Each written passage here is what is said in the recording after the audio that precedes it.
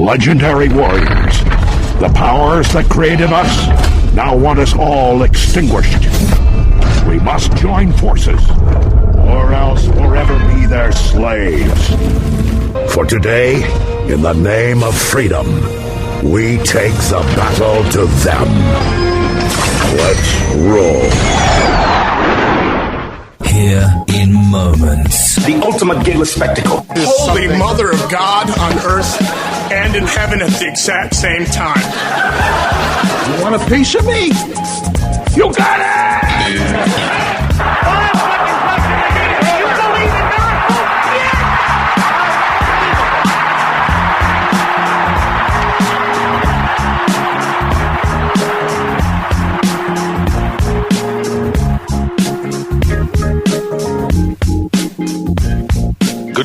Good evening. It's yours truly, Dan Adams, a.k.a. the Soulful-Conservative.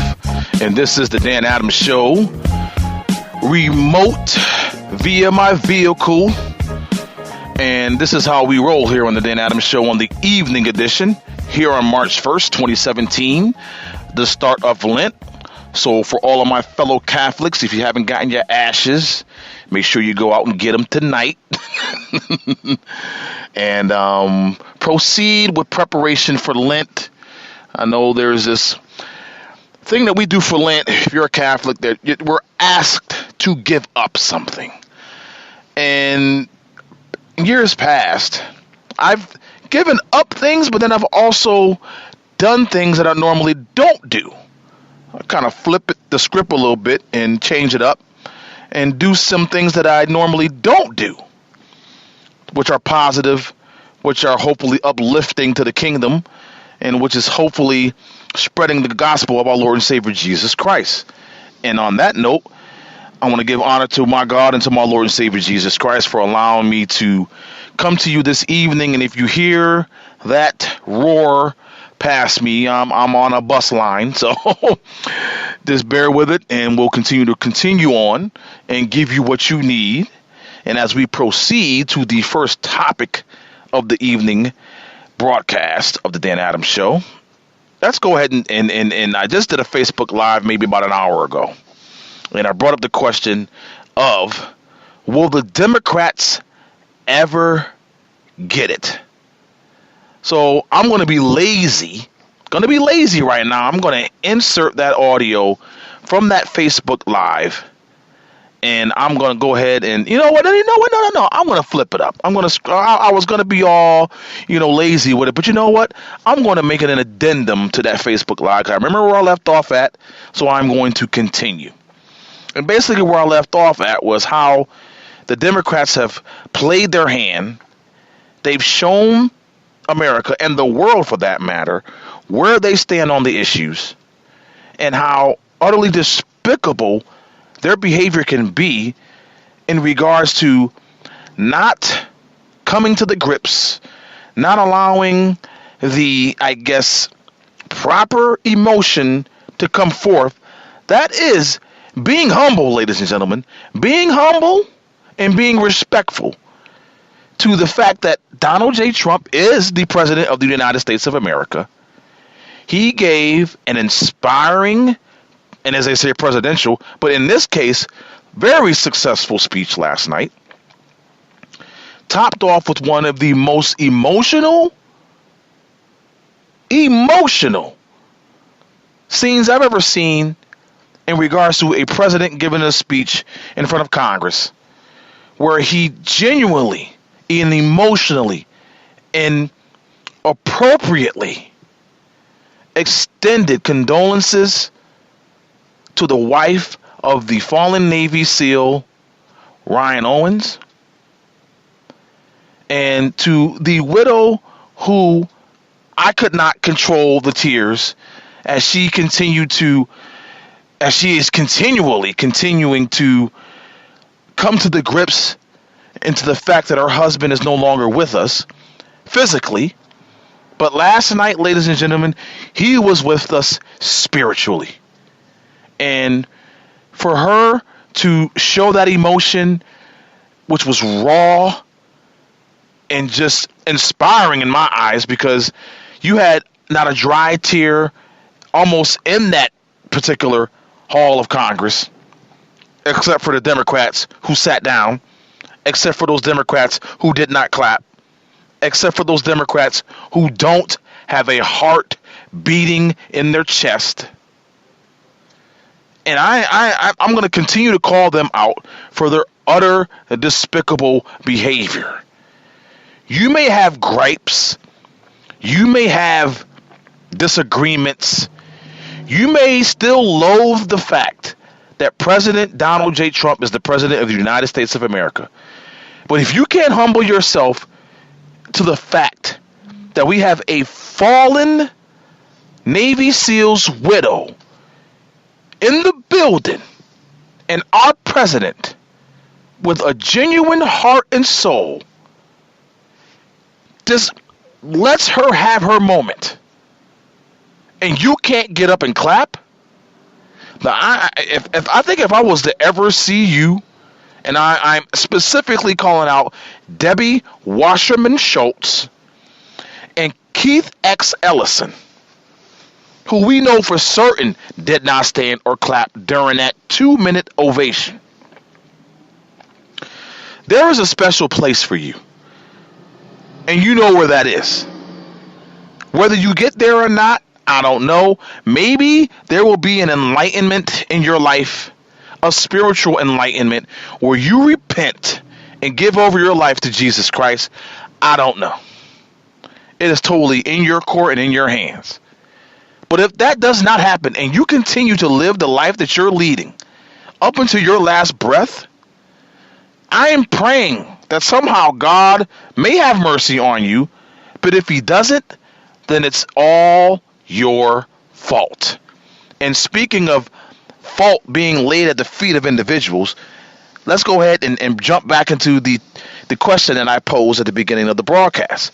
Will the Democrats ever get it? No, they won't. They haven't. They haven't shown it, and I don't think they ever will. And if they continue down this path, I've repeated this so many times within the past few weeks, they will lose more seats in 2018, and they will see the President of the United States, Donald J. Trump, win re-election and will win more seats in 2020. So, like I said, the ball is in their court. And if I was a strategic strategist, say that 3 times fast, within the Democrat Party, if I was a pundit within the Democrat Party, if I was a person pulling the strings, making the decisions, I would pull aside the establishment and the leadership in the Democrat Party and say, did you see what happened in 2016? Do you want the same thing happening in 2018? We need to adjust. We need to rethink our strategy. And we need to ultimately humble ourselves. I think humble and humility may be the going words in this particular broadcast tonight. And that, as I'm watching, that person almost hit that vehicle. Because as I stated earlier, I am via remote in the vehicle bringing you this broadcast this evening.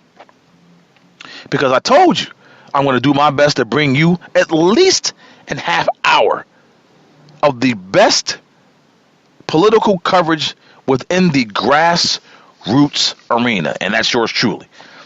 But as I digress and get back to the topic at hand, you have a situation where the Democrat Party basically is at a fork in the road, as the statement says, and that's the phrase that says. Because either they can continue to go down and veer far left like they've been veering for the past 8 years, trying to, somehow cement their messiah, Barack Hussein Obama's legacy, which will be shortly dismantled brick by brick via the Donald Trump administration and the agenda that is at hand and the agenda that he is putting forth.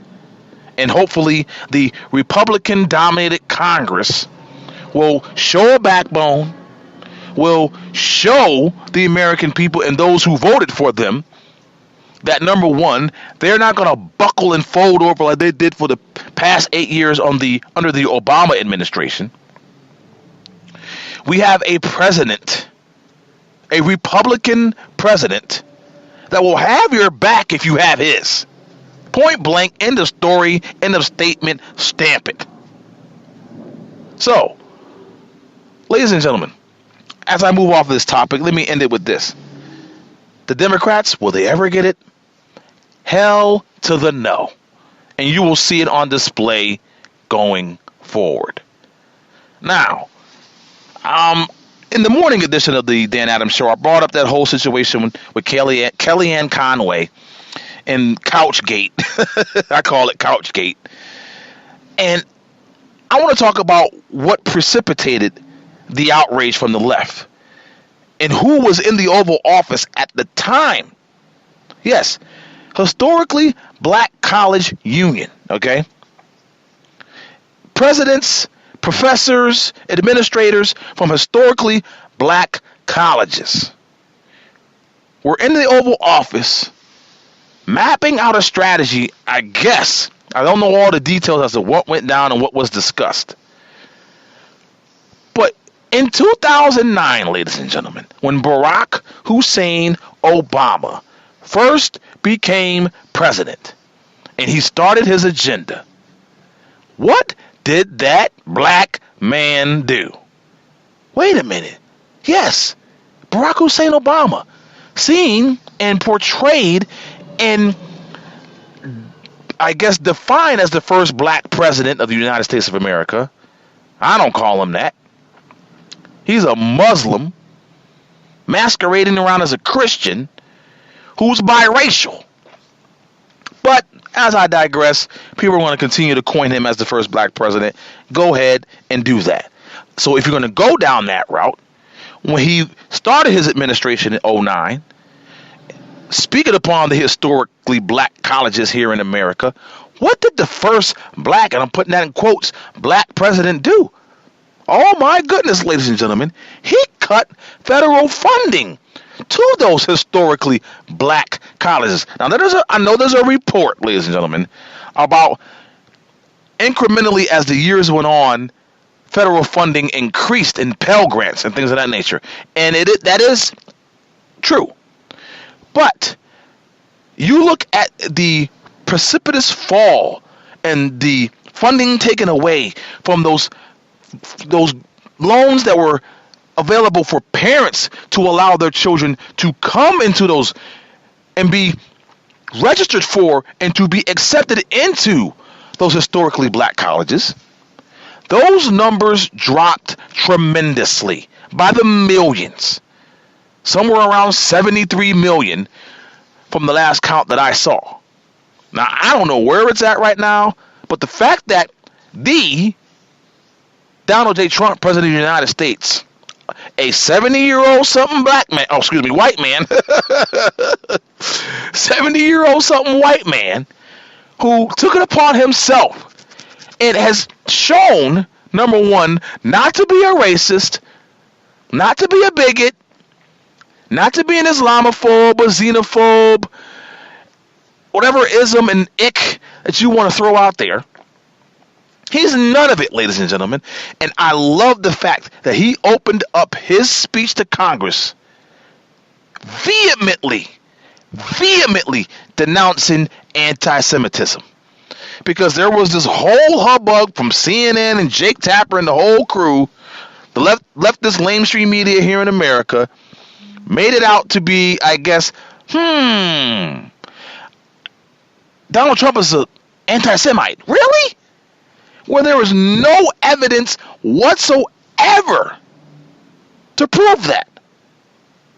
No leg to stand on whatsoever in regards to those false allegations and those false accusations. But the left in this country, seeing that they have no agenda, seeing that they have no vision, seeing that they have no other outlet but to continually go down this path of this utterly despicable behavior. They had to throw that out there that Donald J. Trump, President of the United States, is an anti-Semite. Well, he threw it right back in their face and said, you know what? I'm just going to end this, squelch this, and just dispel any of this lunacy that's going around in regards to me being an anti-Semite, which we all know he isn't. He put that to bed immediately, and I'm glad he did that. And from that point on, he set the tone. He set the atmosphere that allowed him to give a speech that was outstanding, ladies and gentlemen. Outstanding.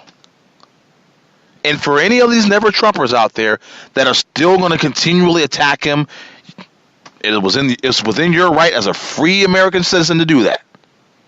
But if you can't realize and humble yourself to the fact that President Donald J. Trump gave a very successful and inspiring speech, and you cannot take that away from him. You cannot take that away from him. No matter what you do, no matter what you say, and no matter what you post online. You cannot take it away from him. You can't. You just can't do it. Now, there have been some individuals on the left, and that whole women's in the white wearing white. To be honest, I don't even know what was the ultimate goal for that. For those women, black and white women, from the Democrat Party wearing white. Really? Were you trying to show that you're pure as the driven snow? Really? Come on now. And the memes were in full effect today, and I stated something to the fact that the only thing that was missing from their white outfits were hoods. And that's the truth. And that is the ultimate slap in the face for those who like to wear white and who have such lily white personas about them, who have such a wonderful demeanor about them, who have such grace about them. And I'm talking about like my church women, my church folk, my elderly senior mothers of churches and things of that nature. You know what I'm talking about. You know where I'm going with that. Especially for all my people out there, I'm bringing out my Baptist roots right now. And like I said, still don't even know what were their end result. What their end game was. That I'm still in awe as to why they even did it. But then again, you have leftist liberals trying to make a statement, and then they literally fall over themselves and make themselves out to be idiots. And that, wow, it's trending, ladies and gentlemen. Liberals and leftists and Democrats in this country. And I'm talking about the establishment, the leaders, and those within the Democrat Party, those who are within the DNC, and now with Tom Perez as the head of the DNC, and I guess Keith Ellison taking the secondary prize of being chief chair or chief of whatever the heck the secondary position is within the DNC. He took it on the chin, and I guess with that particular, well, you know what, ladies and gentlemen, maybe if you look at it, and we had this discussion during some side moments at CPAC. Wayne Dupree, Hutch Bailey Jr., Stacey Rush, Liz and Margaret, and anyone else who may have come along and talked with us during CPAC last week. Maybe this was just a culmination of the extended arm of Barack Hussein Obama's continuous control over the Democrat Party. And I think somebody, I can't remember who said it, but you would have thunk the fact that with Barack Hussein Obama, the first black Muslim president, who allowed Muslims and Islam be at the forefront, along with LBGTQXYZ, illegal immigrants and refugees, but he made it a point to put Islam at the forefront, to put it out there in the spotlight. And no one could really rail against him except us, because we don't care. We're going to call it like we see it. But, the leftist mainstream media would never call him out on it. Republicans would never call him out on it, that he's a Muslim. But the fact that with him being a Muslim, with him right at the beginning of his presidency, going over to the Middle East with his apology tour and bending over backwards, I mean literally bending over backwards, apologizing and succumbing to the lure of Islam and the Muslim community. Now, you can call it the way you want to see it. You can say it the way you want. But I'm going to say it like this. The fact that Keith Ellison, Muslim himself, could not eventually win chairman of the DNC lets you know that Barack Hussein Obama had superior control of the Democrat Party, superior control of how the narrative was shaped, how the narrative was put forth, and how the narrative ultimately, ladies and gentlemen, was shared to the American people. Now, I don't know about you, ladies and gentlemen, but I am glad, to be honest, that either Keith Ellison or Tom Perez, because they're both far-left liberals, was either the chair or co-chair. Don't even care who would have made it in what, I guess, order. But they are going to continue the innocuous, and this sheer, unequivocal path of bringing the Democrat Party down into the doldrums. They are continually digging their own graves. They're continually entrenching themselves, backing themselves into a corner, and not even allowing themselves the opportunity, ladies and gentlemen, the opportunity to reroute, rethink, reshape, remold the message of the Democrat Party. Those days are over. And they're going to have to have someone come in with a sharper mind, sharper ideas, something that, I guess, if you want to call it, extends an olive branch, makes some type of leap in the direction of going towards the center. Because if they don't, 2018 and 2020 will be the equivalent of 2016 in regards to losses for them on the congressional level. Now, ladies and gentlemen, I have a couple more minutes before I have to end this broadcast and bring you the latest Fox News broadcast for this hour. And wow, that lady almost hit that car because she opened up her door and didn't realize that car was coming around the corner. But ladies and gentlemen, as I digress and get myself together and end this evening edition of the Dan Adams Show, here, March 1st, 2017, Ash Wednesday and the beginning of Lent, for all my fellow Catholics, I'm going to leave you with this. You saw the despicable behavior on display and in full spotlight from the Democrat Party last night in regards to Donald J. Trump's speech. We're going to continue to see this kind of behavior going forward. And for them to not even make not one adjustment, for them to not veer off and put their flashers on, hazard lights on, and pull over to the side of the road and reevaluate, ladies and gentlemen, what's at stake and what is going to happen if they don't reassess the agenda of the Democrat Party, the ideology of the Democrat Party, in the future of the Democrat Party, then we are going to have some glorious days ahead of us watching them implode. Ladies and gentlemen, thank you for tuning in. This is yours truly, Dan Adams, a.k.a. the soulful conservative, the DA and the prosecutor. I want to give a big shout out for those who are continually supporting me in my efforts.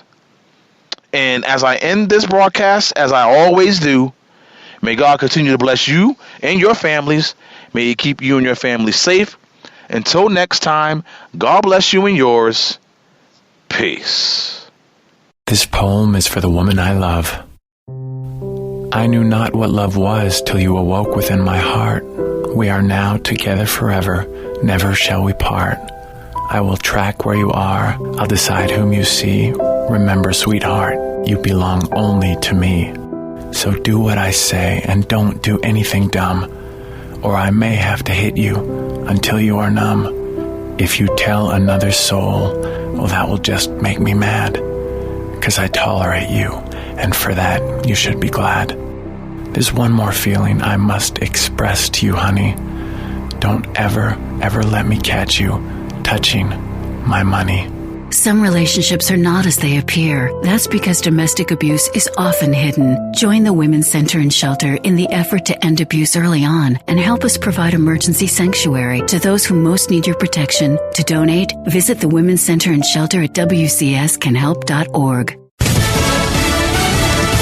Fox News Radio, I'm Kathleen Maloney. The White House continues making adjustments to a new travel ban. The White House put off signing a new executive order on the immigration ban. Now it likely won't happen until next week. And the White House has made another change to the pending order, adjusting Iraq's status in the list of 7 nations included in the temporary visa ban. Fox News has learned that while Iraq won't be totally removed from the list, it will be placed in a, quote, different category. Fox's John Roberts at the White House. The White House counsel's office has instructed the president's aides to preserve anything that could be connected to possible Russian interference in the presidential election. Last week, Senate Democrats asked the White House and law enforcement agencies to keep all materials involving contacts that the president's administration, campaign, or transition team had with Russian officials. A terror leader dead in Afghanistan. The Pentagon says an American airstrike killed Mullah Salam, the top Taliban commander for Kunduz province in northern Afghanistan. Salam was killed along with 4 other Taliban fighters on Sunday. No civilians were killed or hurt in the strike, according to a statement from U.S. Forces Afghanistan. Fox's Lucas Tomlinson. Storms that killed 3 in the Midwest also destroyed dozens of homes. That's my home. And now it's gone. But it's just a blessing that none of my family was in there, besides the dog, but nobody was hurt, and we'll just keep praying and go from here. That woman in Ottawa, Illinois. 4 children between the ages of 4 and 13 died in a house fire in an Oregon timber town. A sheriff's official says their mother, her husband, and a teen sibling were critically injured. The fire in the town of Riddle is under investigation, but officials say it does not appear suspicious. Fox News Radio, fair and balanced. We have a better idea of President Trump's foreign policy. President Trump has pledged a greater U.S. leadership role and also says his administration will focus more U.S. resources at home. That's the foreign policy message the president sent in his address to Congress. We've spent trillions and trillions of dollars overseas, while our infrastructure at home has so badly crumbled. In response, Democrats and even some Republicans are pushing the administration to abandon plans to cut foreign aid.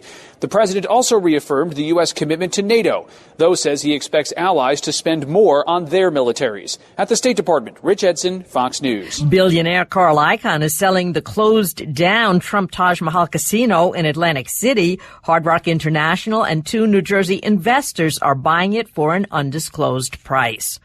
The newest Best Actor winner is having some legal trouble. 2 lawsuits claiming sexual harassment have been filed against Casey Affleck from 2 women who worked with the actor on the movie I'm Still Here in 2010. Affleck's been getting backlash even more after winning an Oscar for Manchester by the Sea. Affleck denying the allegations, telling the Boston Globe, everyone deserves to be treated with respect in the workplace and anywhere else. There's really nothing I can do about it other than live my life the way I know I live it and to speak to what my own values are and how I try to live by them all the time. Both suits, each for millions, were settled out of court for undisclosed amounts. Jacqueline Carl, Fox News. 2 PwC accountants responsible for the Best Picture mix-up at Sunday's Academy Awards won't be returning to the show. The president of the Film Academy blames distraction for that major flub. One of the accountants tweeted a photo of Emma Stone from backstage just minutes before handing presenters the wrong envelope. I'm Kathleen Maloney, Fox News Radio.